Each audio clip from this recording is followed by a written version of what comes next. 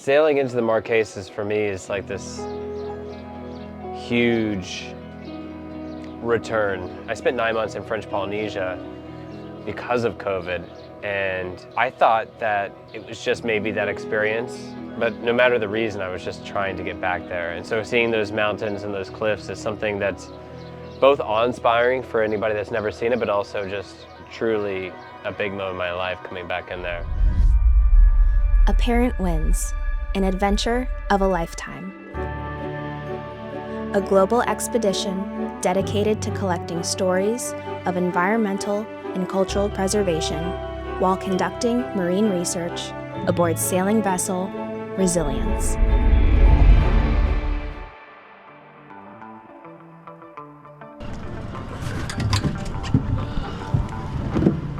Stepping on land for the first time was a little weird, but I think it was exciting. Like, we were like, wow, we're here, like, time to touch down on land. And we were picking up a friend who then spent a few weeks with us. We rented a car for the first couple of days. We were on the island on Ivaoa, and that was really awesome. Just to be able to drive around the whole island and like be like, wow, we finally made it, we're here. Yeah, so it was special. Yeah, Trip was really excited to bring us around to all the spots and kind of just explore in general. And it's amazing how lush and green the island is. You know, we were all marveling at the plants. There were bananas on the side of the road. There was a smiling tiki that Trip wanted to take us to. Does he look like he's happy or sad or just indifferent? We just got to explore around, the island. You drive around the Marquesas and you're going to run into horses everywhere. People leave their horses on the side of the road to just eat the grass. Cows are around, goats are everywhere, and the goats there are incredible. They're really talented animals, the way they climb up the steepest rock cliff you would ever imagine. I just feel like I can't emphasize how much life there is there. We had a really big first day. Considering nobody had any sleep, it didn't matter. And that's sort of the high that you sail on when you arrive in a place, especially after being at sea for a week, but let's say a month, you're pumped. If you ended up marooned on an island, that's the one I'd choose. Yeah, I'd choose the Marquesas. Really anywhere in the Marquesas. Ivaoa is the capital of the southern Marquesas. And so that's the hub. That's where we checked into the country. That's where we sailed into first. It's one of my favorite places. But my dad was only with us for a short time. Matthew was only with us for a short time, and I really wanted them to have the experience of sailing around a bit. And just next to Ivaoa, just across, the water, a very short distance, is Tahuata. Tahuata is an amazing island, another beautiful, all the Marquesas, but Tahuata is also just really special. So we got to start to cruise around the islands as soon as we got in the Marquesas. And really it was Ivaoa and Tahuata to begin with.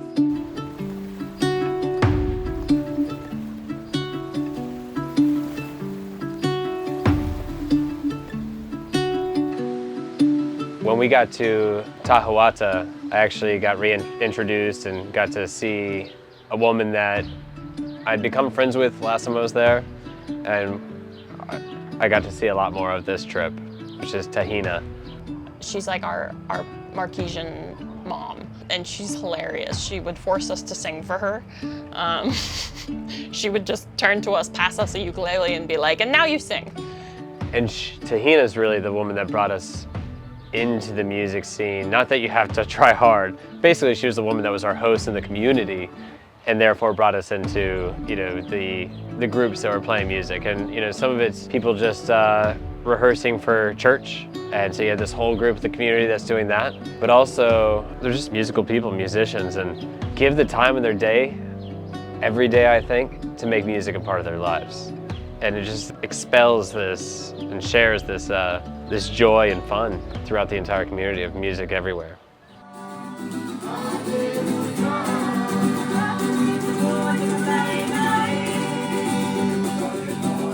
The connection of humanity, of people to the island, to music, to the island, to their community, to their neighbors, to be in a place where that's very intertwined into the culture, and to feel so deeply connected to the earth and to feel deeply connected to spirit felt very comfortable for me.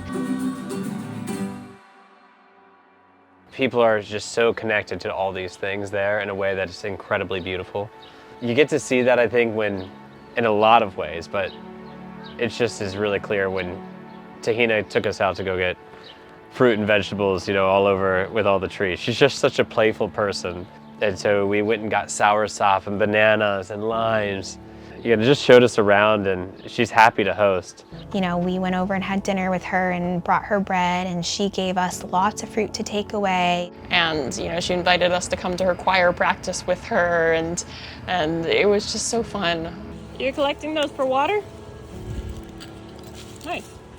After spending a lot of time in the southern Marquesas and making lots of friends, we decided to head to the northern Marquesas, to Nukuhiva, and we were really looking to get a little bit more context to the place that we were in, learn more about the history and the culture.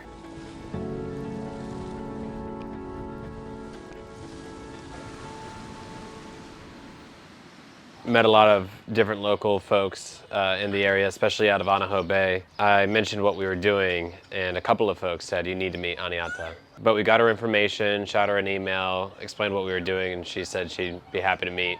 Yeah, I'd say Aniata is a historian, a scholar, she does tours as well, you know, which kind of ties into that in the Marquesas. And she's just really passionate about Marquesian culture, history, and not just history, but also education, you know, what's going on today. Hi. My name is Aniata Kimitete, and I'm from the island of Nukuhiva in Marquesas Island. If I have to, like, go back in time, go back to, like, the origins of the migrations, for say, now we are pretty much certain that our ancestors are coming from Southeast Asia. Originally, we were actually one people. Pacific Islanders in general considers ourselves as distant cousins. So there are no like division really between one another, because this division was really made by navigators like Captain Cook, you know. So they are the ones that actually divided the Pacific Ocean into 3 big blocks. So with Melanesia, Micronesia, and Polynesia. When the navigators arrived at the end of the 18th century, everything went down very quickly. Yeah, because they brought with them disease, alcohol, drugs, guns. And so the population decreased very rapidly. As an example, you know, in 1800, we were approximately between 200,000 and 300,000 people in Marquesas. And then in 1900, we were less than 4,000 people. Our society was a oral transmission society. And so all of these stories that we had were lost in a matter of 100 years, because we've lost all of the elders that were the keepers of these stories. From our understanding, it's a lot of it's a story of loss of people, loss of culture, loss of history, but then subsequently it's a story of recovery and renaissance and growth and hope. We have to base the history that we retrieve from the ancestors, from all of the stories of the navigators, which is a lot of work, because most of the time they were English or Germans, or the languages. So you have to translate first into your language and then understand what they were seeing, and then retranslate into what really happened. Because the Marquesas had such a fallout in culture, I think that is also a part of why they're having such a strong rebound, if you will. At some point, of course, the religion was very present into the population lives, and when the navigators arrived, they arrived with their religion. And so, you know, back then, Catholic were like really, like you have to be like this, and if you don't do this, then you're not good enough to enter paradise or anything like that. Everything that was actually part of the culture was forbidden. So it was the language, it was the dance, it was the tattoo, everything that was part of the culture. But yeah, for the tattoo, it managed to survive. What they did to preserve the tattoo is that when they were told not to tattoo on the skin, they decided to tattoo on the wood. So that's how really the Marquesian hand carvings developed, and that's why we are considered as the most skilled hand carvers of French Polynesia. I love looking at the Marquesas as inspiration for cultural preservation because of all that they've been through. And Aniata shared a story with us about how some Marquesians went to the Polynesian Arts Festival and saw all these other communities dancing. You know, some of them, she said, you know, half naked, and it sort of shocked these Marquesians when they first saw it. But they were interested, and they said something to the I think the way I was told from the folks from Papua New Guinea. And they said, well, you were like this too. Your people were like this too. This is also part of your heritage. And that sparked this question and this desire to learn about their heritage. And because it was so Catholic though, they didn't know exactly how to approach that. And so they went to the bishop and said, we want to learn about our heritage. We want to learn about our culture, but is that okay? It's a very special person, a very special bishop, I think, to have this response. But they said, you know, basically, I've been waiting for you to ask this. Yes, go after it. It's definitely okay. You know, learn as much as you can. You need to. And the reason that bishop had that attitude was because they came from a small village in France before it was part of France. And that bishop in particular had already seen his community, his home, his culture, language, all that disappear. And saw that happening for the Marquesians. What a sort of a saving grace of having that community leader that you wouldn't expect necessarily give that permission. And now he's celebrated as one of the, you know, big figures for Marquesians still having what they have.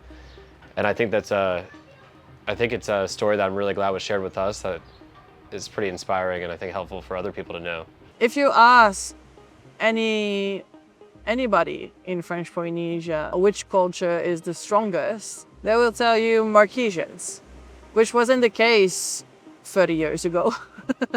Because it's really thanks to the creation of the Marquesian Art Festival that most of the Marquesian culture came back to life. Everything has to pass through education. And that's where you really have to put the effort for the future, you know. And so if we want to preserve the culture and if we want to having the population involved, you have to start with the kids. You know, we feel that they're just extremely strong, have such an intact sort of identity, pride, culture that is connected with the community, all the way from language to art, you know, especially. It's not taken for granted. And there is a sense of having to hold on to these things and continue to push, or else it will be lost. I think that's when people, and Aniata for sure, you know, people look to education, they look to children, they look to, you know, bringing that into schools. Education is the key for developing and just recreating what we've lost, you know.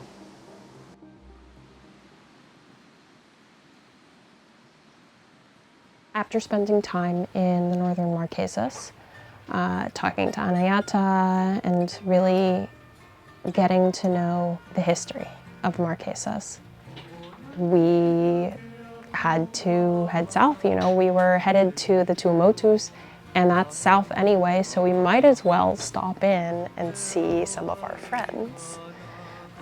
So we went back to Hapatoni and got to see Tahina and So again. And of course, they loaded us up on fruit again. They're just the sweetest. I'm really glad that we got to see them one more time. In the Marquesas is, so many things come to life for the first time. We've been looking forward to getting there. And, talking about ocean life is really the main topic.